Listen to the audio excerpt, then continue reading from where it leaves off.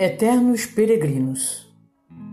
Um livro psicografado por Guaraci de Lima Silveira, por espíritos diversos.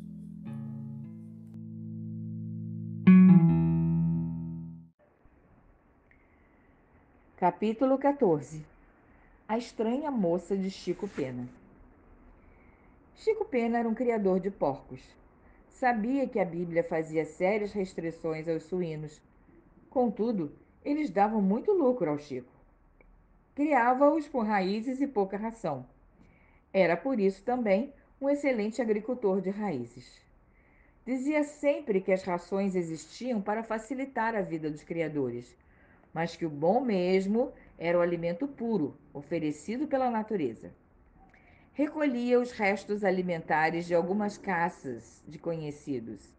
Era o faxineiro daquelas residências. De vez em quando, oferecia um leitãozinho para ser assado em algumas ocasiões especiais. Assim, sua vida foi passando e foi cada vez mais enriquecendo. O dinheiro era guardado numa agência financeira recém-inaugurada na cidade. Estava seguro, acreditava. O ruim era que os funcionários tinham acesso à sua conta, seus depósitos, e sabiam de quanto ele tinha guardado. Temia que eles dessem com a língua nos dentes e que toda a cidade ficasse sabendo de seus recursos acumulados. De vez em quando, aparecia uma jovenzinha de seus 15 anos na casa de Chico Pena. Pernoitava por lá uns 3 ou 4 dias e depois ia embora. Com a mesma mala que chegava, saía. Porém, nem todos haviam chegar e sair. O criador de suínos era solteiro, já um pouco envelhecido, e aquela presença feminina e juvenil com certeza aguçava a curiosidade de todos. Nossa, quem seria ela? De onde vinha e por que estava toda intimidada? E ficava assim com aquele homem sujo, calado e criador de porcos. Os porcos vivem numa sujeira tremenda. E a moça era bonita, vistosa e muito limpa. Um contraste que Chico Pena não percebia e nem se incomodava. Ninguém tinha coragem de perguntar. Na última visita, Sandro Meira, de 20 anos e filho de um rico fazendeiro, até deu umas olhadas para aquela moça. Ela o olhou, sorriu. Depois desapareceu por detrás daquela janela interminavelmente fechada. Sandro Meira era a esperança daqueles curiosos. Deveria ele aproximar-se dela quando da próxima visita e desvendar o mistério que já atormentava a todos. Passados meses, eis que a menina retorna. As esperanças reacendem. Sandro Meira encontrava-se num torneio de gados, famoso por aquelas bandas. O emissário foi designado para informá-lo da chegada da menina. Com certeza, o galante menino tinha quantas pequenas desejasse, e principalmente naquele torneio. Os torneios estão sempre fartos de caça-maridos ou caça-aventuras. Ao saber, contudo, o jovem herdeiro arriou seu cavalo predileto e deu pressa em retornar para a alegria geral. Chegando à cidade, aproximou-se da conhecida casa e, como sempre, as janelas encontravam-se fechadas. Dessa vez, até parecia que haviam sido lacradas. A menina está mesmo lá dentro? Claro que está. Vi quando ela chegou e não saiu mais. E como você sabe que ela não saiu? Ah, ficamos de tocaia. Eu, Maricas e Gorda Menina. Cada uma ficava 6 horas vigiando. A menina entrou e não saiu mais. E o Chico Pena? Onde ele está? Está lá dentro com ela? Ah, claro que não. Continua a cuidar de seus porcos e a vender e depositar na agência financeira o dinheiro arrecadado. Deve estar muito rico. Pode ser que a menina esteja preparando seu futuro, falou gorda menina, mastigando um rolo de fumo. É, nada é impossível, pensou o Sandro. Aquele jovem inexperiente fez-se presa daquelas velhas senhoras raposas e elas lhe traçaram o plano. Um plano perfeito, infalível. Na manhã do dia seguinte, um emissário dos Meiras apareceu na casa do vendedor de porcos e deu-lhe um extenso recado. Chico Pena entrou para sua casa. Uma hora depois saía com uma pequena mochila contendo coisas. Pronto, o caminho estava livre. Chico Pena não iria retornar tão cedo. Então a ação seguinte seria o ataque. Sandro Meira esperou pacientemente que o dia declinasse e já as primeiras estrelas surgiam no céu quando foi ter a casa onde se encontrava a menina. Bateu na porta. Ninguém atendeu. Chamou. Não obteve resposta. Começou a se irritar.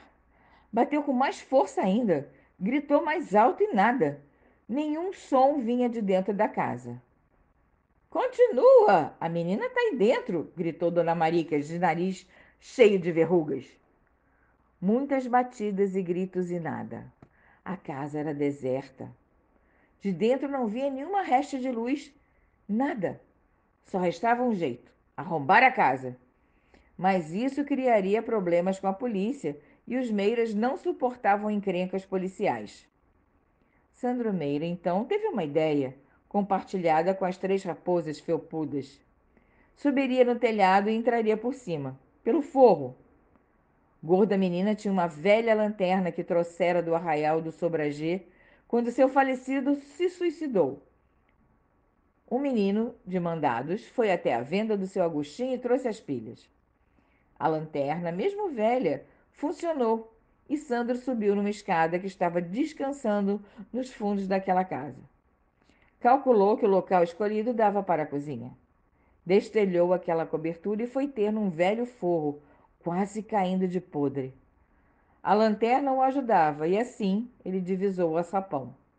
Abriu e viu o fogão muito limpo e arrumado, as cinzas com certeza ainda quentes e o cheiro de casa arrumada. De fato, a menina deve estar aqui mesmo. Um homem não arruma a casa tão bem assim, pensou. Com cautela, escorregou pela parede e foi ter na parede de cima do forno daquele fogão a lenha. Contendo a respiração, desceu até o chão e pôs-se a pesquisar o lugar, nunca dantes penetrado por ninguém, a não ser pelo seu morador e sua visita desconhecida. Caminhou por um corredor. Viu 2 aposentos. Um estava aberto. Penetrou nele e viu uma velha cama com velhas coisas, velho cofre, velhas canetas e lápis, papéis amarelados. Na parede, retratos de velhas pessoas, morridas, com certeza. Uma em especial deu um pouco de medo em Sandro. E se aquela senhora resolvesse pular daquele quadro e cobrar-lhe explicações por aquela violação? Armou-se de coragem, mesmo sabendo que os espíritos não morrem e que costumam vigiar suas casas quando seus corpos ocupam lugar nos cemitérios locais. A sala era pequena e sem muita graça, porém estava limpa e arrumada. Havia um pequeno ambiente que Sandro julgou ser a despensa da casa, mas o outro quarto estava fechado, trancado por dentro. Se chamasse, sua voz denunciaria sua presença. O que fazer? Aguardou, pensou. Certamente a ocupante do quarto sairia em algum momento para seus rituais fisiológicos. E assim fez. Assentou-se em confortável cadeira de balanço que se achava na sala e começou a pensar em sua vida e no que estava fazendo ali, numa propriedade alheia.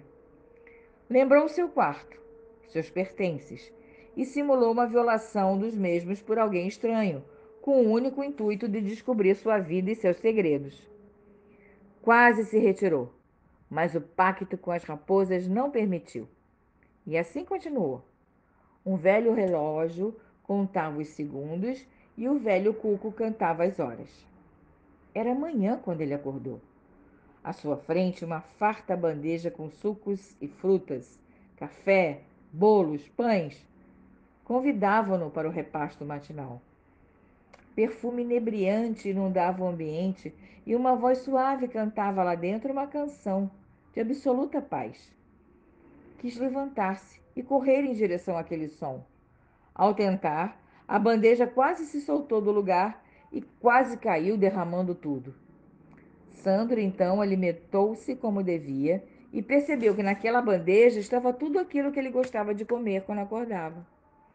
Somente sua mãe e sua empregada sabiam dos seus gostos. Quanto mais pensava, mais ele se intrigava. Após o repasto, verificou que a voz emudecera. Caminhou lentamente pela casa e não viu ninguém. Deveria ir embora, e sem decifrar o enigma, quando resolveu retornar ao quarto do Chico Pena. Deu um grito e quase caiu para trás. Aquele retrato, onde tinha uma senhora do passado, havia se modificado e nele, agora, uma jovem de uns 15 anos, bela e vivaz, sorria o sorriso dos amantes que não esquecem seus queridos e os protege até que juntos possam continuar suas jornadas. Sandro Meira retornou para sua casa e Chico para a sua. Tempos depois, a casa financeira entregava às senhoras piedosas dali vultuosa quantia deixada por aquele criador de porcos. Em seus testamentos, encontraram a ordem de oferecer às crianças desamparadas dali o fruto de todo o seu trabalho. Era uma prova que Chico Pena deveria cumprir: morar sozinho, sem um amor que cuidasse dele. Terminada a prova, retornaria aos braços daquela que um dia desprezara e que o buscava de volta com todas as forças de um espírito que ama. Assim o fez, e se reencontraram para novas etapas. Sandro Meira casou-se com Agostina, outra história de reencontros, e foi absolutamente fiel à sua companheira e tiveram muitos filhos. As raposas morreram e foram confabular com as bruxas que moram nos abismos de nossa escola terrena. Velhas repetições de erros. Pequena reflexão. O amor é a única dádiva que podemos fazer, sofrendo e renunciando por amar. Palavras do irmão X. Livro Contos desta e Doutra Vida. FEB 2006, capítulo 13.